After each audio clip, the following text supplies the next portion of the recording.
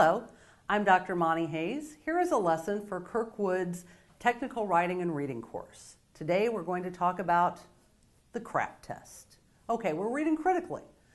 We also research critically. If you engage in some writing that involves research, you want to use good sources. So one thing you can do is use the CRAAPtest test, and your instructor can provide you with links to more detailed lists.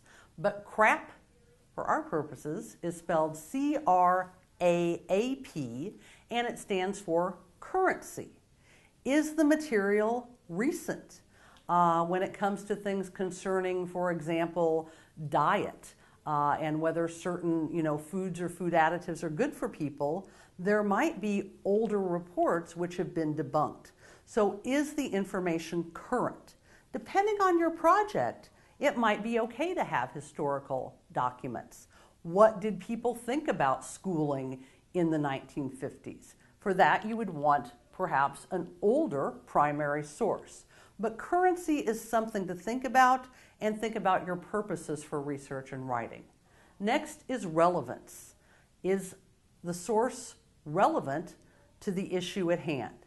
Is it beyond the scope of it, or does it have to do with it? Is it relevant? So the R in CRAAP is relevance. The first A is authoritativeness.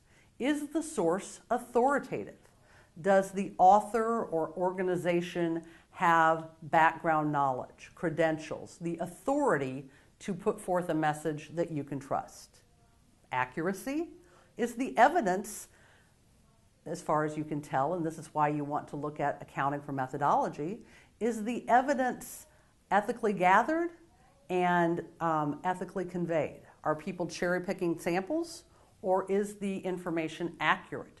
And for this, it can help to read around. Does this information square with the other things that you're reading? Is the data accurate? And finally, the P in CRAAP is purpose. Consider the source. What is the purpose of the author or sponsor of this information? Is it to inform you? Is it to persuade you? And certain advocacy groups are entirely ethical and try to be as scrupulous and transparent as they can. But think about that, account for that. Is it someone with an agenda? Is it someone with a commercial agenda? Is someone trying to sell you something? I had a student write a paper about bilingual education in United States elementary schools. I think her thesis, which was that it should be offered more widely, is highly defensible.